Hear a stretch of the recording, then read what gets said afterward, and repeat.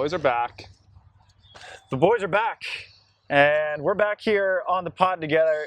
You shot a pod without me. I did. You did that with Try and Frito. No, Try led the pack. He did really well. Frito was awesome to have on the podcast. Always is. I don't know if he was originally planning, but when Try wrote me to join, I'm like, oh, Frito's, because he said Frito's going to come. I'm like, oh, Frito's going to be on the podcast too, right? And I think it was just like, okay, yeah, great. So, but Frito was great, and he was like, oh, I don't think I did good. I was nervous. I'm like, you're fine. You two together, you're always going to be fine. We're going to be fine. That's what I was telling you guys. My favorite part about being on the road with you guys is your two's relationship and your banter. Yeah, it's very fun. Frito is like the wife. I am the wife to Frito because Fran's not here, and Frito, bless him, he's so good at so many things. But when it comes to travel, he gets a little lost. He doesn't know what's going on, so he's like, Kyle, where are we going? Okay, follow me. But yeah, like you said today, he's like, I didn't have any siblings, and so I didn't get a lot of chance to beat up on anybody growing up, and so he likes to do a little of that shit talking. Kyle's the punching bag, which is great. I like it. I think it's fun. So we have a very fun day. But yeah, it's fun to be back and have you here as well. It should be a fun 2 weeks. So we are in Adelaide, and as you guys can see, we got a little, I don't know what they actually put on our foreheads, but that's kind of a welcome to Australia. We got a piece of Australia on our foreheads now. Had a pretty cool little opening ceremony a couple minutes ago. But World Champs, as I was telling you, is kind of a special place for me and for Frito, as this is sort of where like our little merry band began back in Tlaxcala. It was my first one in person, and we brought Frito down, got his credential, and we were shooting a bunch of stuff. And a couple weeks later, then CEO Finn Taylor reaches out and said, hey, can you guys do that for us? Which is when we started travel, and then you've popped on board. And so this is your first World Champs in person. You've covered two before. I've covered two remotely before, Rome and Tlaxcala, some matches with you, but this is first in person. And so there is definitely some excitement on my part, and definitely leading up to this. I feel like last year we were talking about Adelaide with Florin, our producer. He had the shirt and he was showing off his Adelaide polo. The only one that had the merch. The only one that had the merch, and this seemed like some extremely distant thing, and we're finally here, which is really exciting. And there is an energy, all the athletes here, and it's when you go to these elites, some teams aren't always there. There's a couple teams that are always missing this and that. That's not the case here. It's like everyone is here, and so that's what I think I am the most excited about, is to see all the best teams here and what it looks like at the end and who comes out on top. Yep, fully loaded field. So I've done men's preview and a women's preview. Kyle, Frito, and Try talked about World Champs at a pretty good length on their pod. We won't be redundant, just sort of getting some fresh information, a final wrap-up cleanup before the event actually begins on Friday in Australia, Thursday for much of the rest of the world, as we are 16 and a half hours ahead from East Coast. Right. I don't know where the 0.5 and 30 came from. Yeah, there's a half. I've never seen that somewhere along the way, and I think that we're like 18 and a half from California when I looked this morning. Jeez. So yeah, it's a little funky. It's a little funky. It's big. But two bits of housekeeping that are updated from the last time I did these full previews. Men's field kind of got the change we expected. Steven Van de Velde did not get his visa, so him and Alex Brouwer dropped out, which their 9 seed was then assumed by Kame Schock and James Shaw. So that makes that pool a very difficult one. It would have been really difficult with Steven and Alex as well, but when you assume the 9 seed, you would think you maybe get an easier pool, but that's not really the case with them. So Kame and James are here.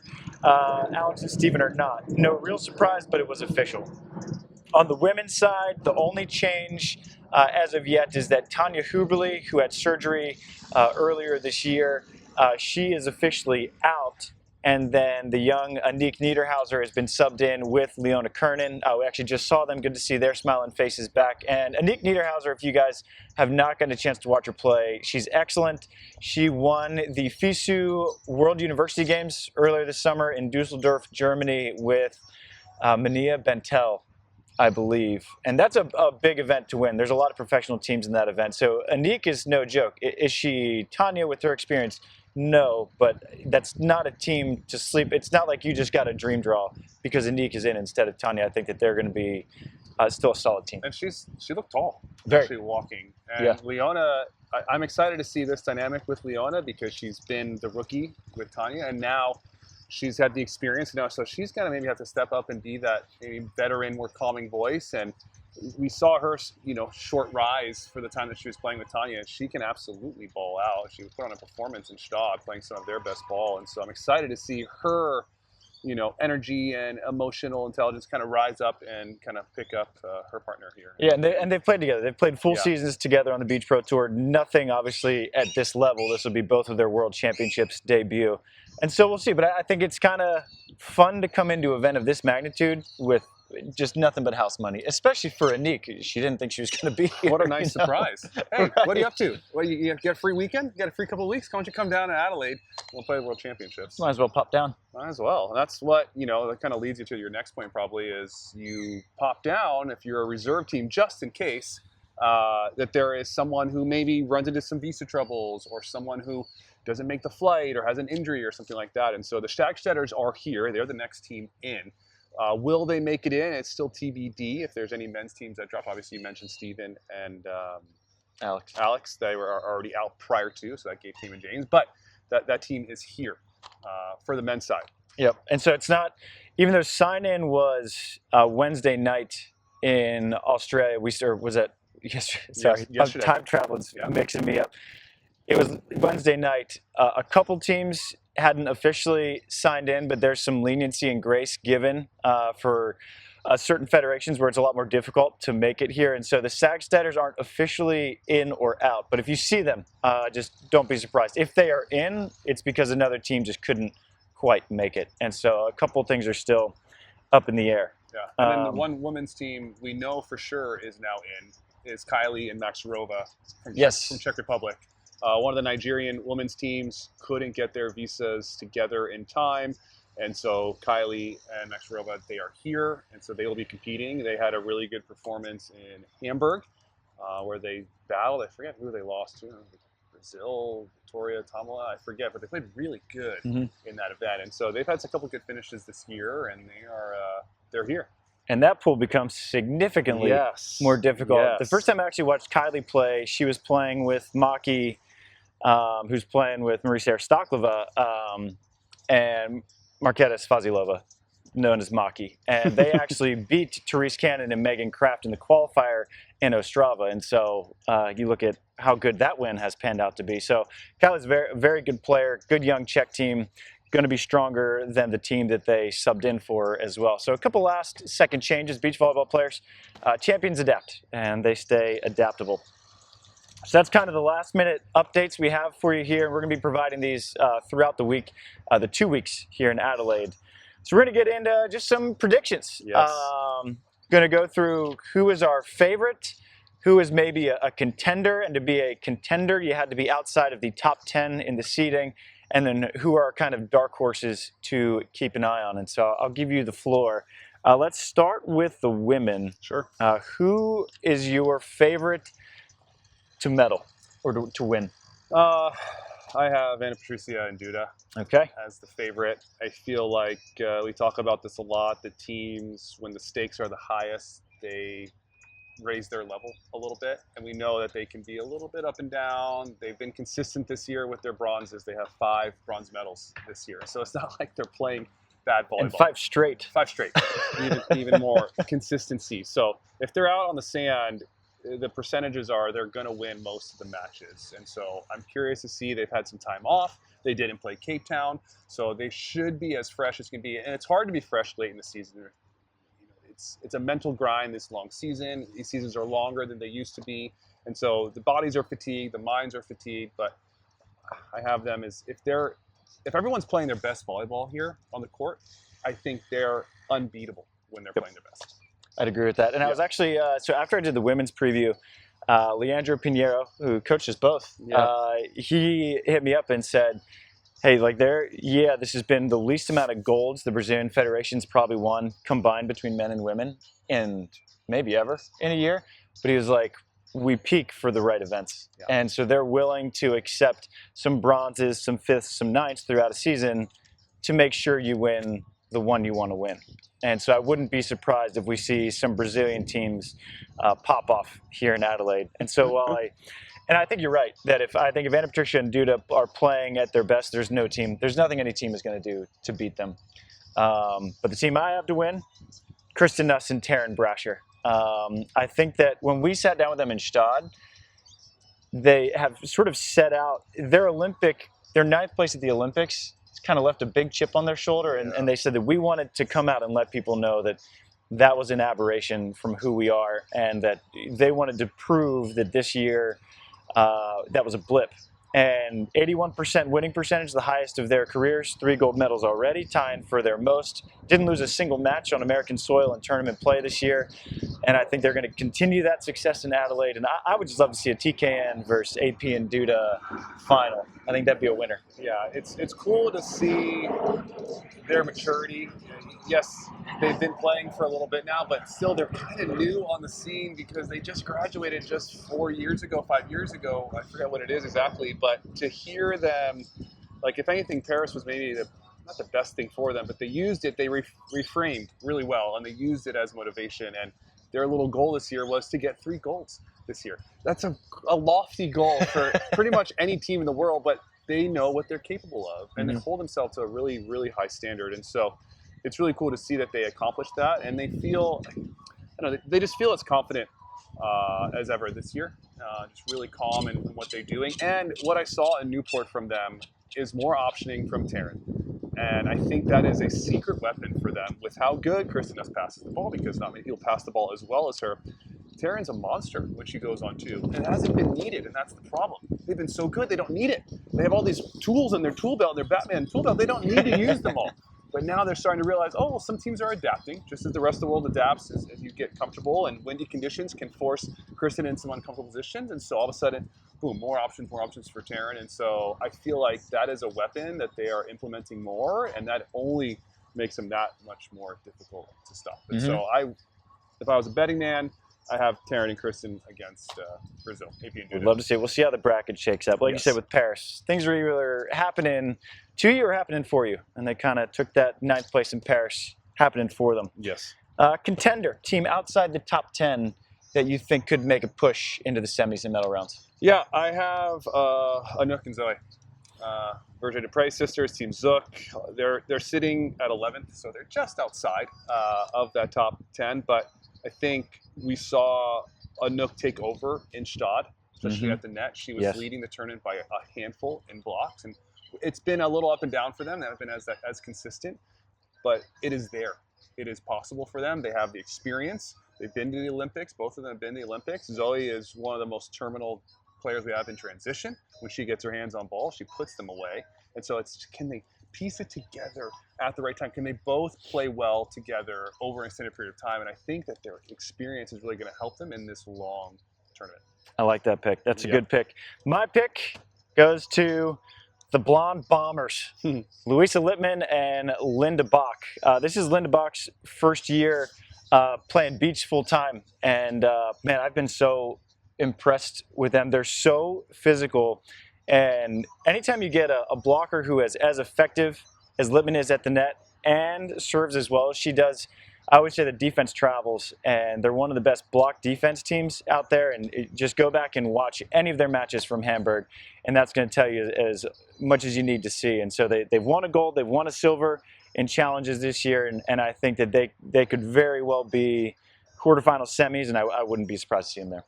They looked great in Cape Town, and it was really windy conditions, and so that is where Louisa will struggle slightly with the setting. Linda's got a big window. She's a big defender. She puts a lot of pop on the ball. She's expanding her range and being more creative in shot making, but I think if the conditions stay like they are now, and it's rather mild out here, I think that will help them drastically, because you can't serve Louisa the ball too often.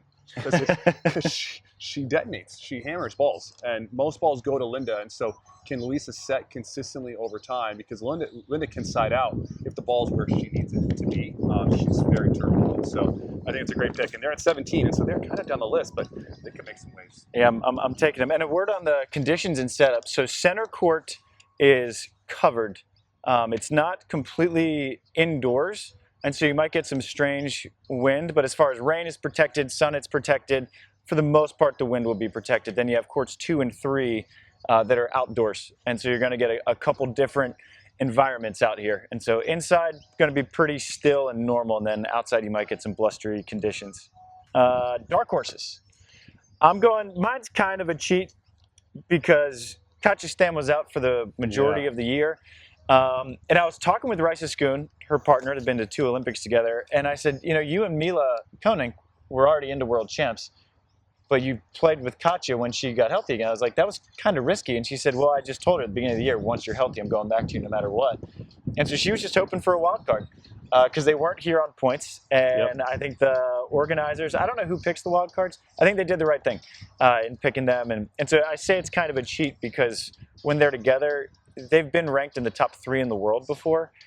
Been to 2 Olympics. They've won elites. They're just coming off a win in Veracruz and then a silver medal at the Cape Town Elite. And so are they really as low as they are? No.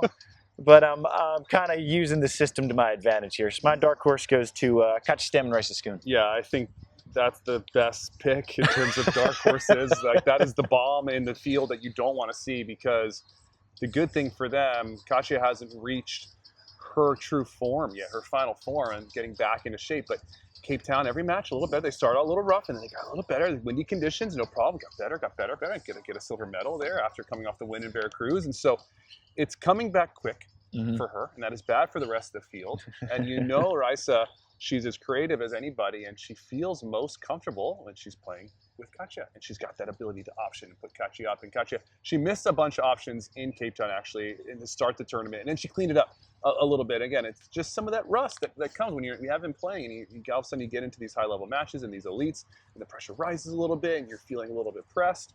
But that's a great pick. I think that's the number 1 pick. I think my other pick would be Dani and Tania. Oh, I like it. Yeah, they're 18, but we know what they're capable of. They're an Olympic qualifying team. They have the skill. They're an NCAA champions. I feel like they just haven't fully hit. They're both playing the best at the same time, but I think that when they are playing really well, they can beat and compete with anybody in the field. They have the pieces. Tania is as quick and speedy and efficient defensively as anyone, and she can put balls down. And then Dani is crafty and big and getting people's faces up at the net with her ability on the block. And so I think that's my kind of like dark horse. I like that team. pick. Yeah. And we've talked about this a little bit, where so world champs and Olympics are the slowest tournaments you're ever going to play. Or you're going to play 1 a day max, and you'll even get a day off. And when April Ross and Alex Kleiman were playing together, said that tournament really favored Alex to just let him rest up and everything. Yes. Tania kind of similar. So she's had a bunch of health issues, had to sit out a lot of the NCAA season, and so I think her only having to play 1 match a day and this low and slow, I think that's going to really benefit them. So I like that. Yeah, I mean it's a totally different kind of format because it's spaced out so well. And so for those teams who are dealing with some of those nagging injuries, this is as mellow in terms of the spacing and the rest that you get. And so teams are going to be as healthy as possible in every single match, fatigue-wise and conditioning-wise and all those injury-wise. So that's kind of a little X factor, I think. Yeah, I like it. Yeah. And as always, before we get to the men, these Beach Access Anything World Champs brought to you by Shield, shieldhealthandfitness.com. Any kind of tape you need, cooling tape, warming tape, for the back, for the shoulders, knees, hammies, wherever you want to put it. Shield Health and Fitness, they have you covered.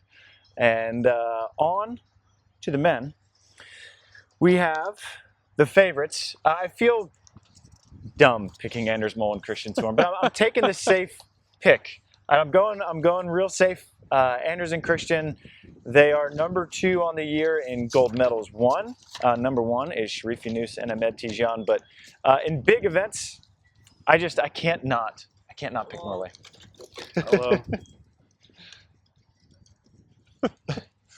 There we go. Actually, our episode is brought to you by the maybe Bird Scooter. I don't know what kind of scooter we got there. Too funny. He did say hello. He did say hello. He was nice. Yeah, and it's a great pick to pick Anders and Christian because, like you said, they're so consistent. When they're playing their best, they're really, really good, if not better than everybody. Do they have their best this weekend? We'll see. We'll see what happens there. But my pick, you mentioned them already, it's Qatar. I think that they've been playing the best volleyball in the second half of the season. They got 3 straight gold medals. They took some time off dealing with a little bit of injuries, but they have come back looking as crisp as ever. No rust, no problem. Fresh off of their gold medal in Newport. It's crazy because on paper, when you see them mash up with teams, it's like, oh man, Cherif's not that big. You know, he's very physical, but it's like they get the job done over and over again. Any doubt, any question that you have, it's shown from their energy, their effort. They're the grittiest team that we have on the Beach Pro Tour, and that earns them 2-3 points a set. Easily. Because Cherif can chase down these balls. Tijan is one-arm stabby here, running down this block off the block, and they just look really confident, and obviously they're winning. They're winning a lot. Yep, we got 4 gold medals this season, the highest of any team on the Beach Pro Tour, their career highs. And I think that, if they have that Olympic bronze, they have another Olympic semifinal made, and I think if you put together a good finish at the World Champs, but that's something that their resume is missing. They haven't cracked anything beyond the top 10, so they haven't made a World Championship quarterfinal yet. And so this is a big opportunity, I think, in terms of cementing themselves as kind of one of those all-time great teams. I'd be surprised if they didn't have a great performance. Yeah, it doesn't seem like they wouldn't, because the track record as of late, it's about peaking. We talk about a lot, peaking at the right time. They are doing that really well. Yep, peaking at the right time. Team My Contender, who really just hasn't peaked at all this year, that I can't bet against them because I watched them closely in 2024. I've seen what they can do. I've seen how many podiums they made, how many semifinals they made, the Olympic silver medal they won, but they've just been missing this year. But I got faith in Clemens, Wickler, and big Nils Ehlers, Kyle. That's my contender pick to make the podium. I like it. I mean, they have the experience. They should be. It's weird because you're coming off this silver medal at the Paris Olympics, and obviously people talk about the come down from the Olympics, and it's real and it's hard to find that energy and get back. And so maybe they're feeling all of that. They had a coaching change as well, and so there's a lot of things behind the scenes maybe for them that we're not really seeing that maybe have impacted this season for them a little bit. But I think it's a great pick. I think Clemens can turn into MVP here perhaps and just take over games. And so I'm curious to see how they perform in this event. And hey, we haven't had a great year. Let's go do it here. Let's go prove it here. A good performance here washes out the entire year. The rest of the season, people will completely forget about it. They are the 14th seed in this event, which is the scariest 14th seed that we've ever had. I don't know if you've ever had an Olympic medalist coming into World Champs as below the 10, something like that. So, okay, so that's your contender. Yep. That's your contender.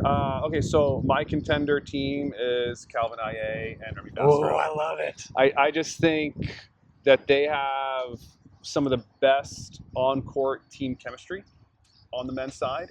I just love when Calvin puts his arm around Remi, and they walk to the timeout, and they're just like dogs. I feel like they're just dogs out there, and they're getting the experience now. They got a silver medal in João Pessoa. They didn't, which is kind of crazy. They get the silver medal in João Pessoa. They didn't qualify in Rio, which is wild. But then they come back. They have an excellent performance in Cape Town where they take a 4th.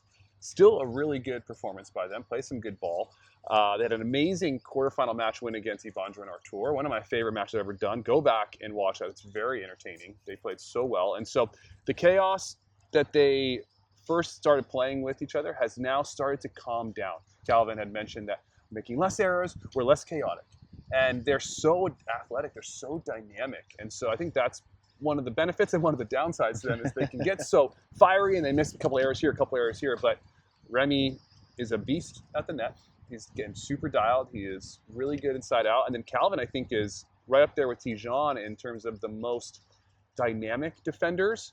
Athletic. He just covers so much ground with his width. He's bigger than Remi. He's 6'5", 6'6". He's bigger than Remi. And long. He's super long. And so no one gets more single arm paddle digs, I think, than Calvin. But then in transition, he's really comfortable from 5-6 feet off the net and has so much power. And so that's my dark horse. I just like what I've been seeing from them leading up to this event. I like it. And they're probably, if I had to put like my favorite teams to watch, Qatar, pretty high up there. Last category for the men, the dark horses. And listen, after the men's preview, a lot of people tried to talk me out of it. But I'm doubling down on my boys. I said, we're riding together, we're dying together. Andre and Renato. I've been obsessed with Renato's game ever since we actually both called Renato and Vitor when they won a silver medal at the World Championships in Rome. I just think he's got the sweetest arm swing. Yep. We all know what Andre can do. He's a world champion, did so in 2017 with Vandro in Vienna. Only time I've ever seen a team come back from down 15-20 and win 22-20. Evandro went full Evandro there. That's called God mode. Yeah. But I'm sticking with it. And they're in a situation, their pool is the pool of death. They could either not break pool and they could also win a medal, and I wouldn't be surprised at either result. But that's my dark horse pick. Yeah, that's a great pick. My dark horse pick, I think I'm going to go with Tim Berger and Timo Hammerberg. Ooh, yeah, goody. the young Austrian boys, haven't had the most success this year, but I think I saw something from them in Cape Town that was like, okay, we are here, we can compete with the best, and I think that their style of offense and their flow matches really well with everyone else because they have the size of Timo and then they have the skilled defender of Tim, and then you sprinkle in the jump set offense, and that is the weapon that you not need to have, but almost to get those little extra points, to get those big points against some tough teams. And they have that. And I love their dynamic. They're as humble as can be. They just love playing ball. And so, again, peaking at the right time. Maybe it's a little recency bias, maybe because of Cape Town, but they look good. Hey, I like teams coming off medals. They're coming Yes. off not just their first medal at an elite, but their first medal above the futures level. Yes. And that's what you want to see. You want to see teams coming in hot, playing right ball at the right time. And I do think that, obviously it's a different tournament, but I think getting that confidence that you can win a medal, Yes. that's no small thing. And so I like that. Tim Berger, Timo Hammerberg, Yep. be sure to watch them. That's it. That's the final preview we have for World Champs. We'll keep you updated every couple days or so. We're going to run these on YouTube and audio, so we're going to hit you from all angles. We did it during Tlaxcala. Went really well. That's actually what got us these jobs. Did it during the Paris Olympics. That went really well too. And so these big events, I like to just sort of cover them as properly as we can. And we actually will have a decent amount of time. We're only doing 4 matches a day for the most part. So we'll keep them coming. So let us know what kind of content you guys want to see. We'll be here all 2 weeks here in Adelaide, Australia. Shoot.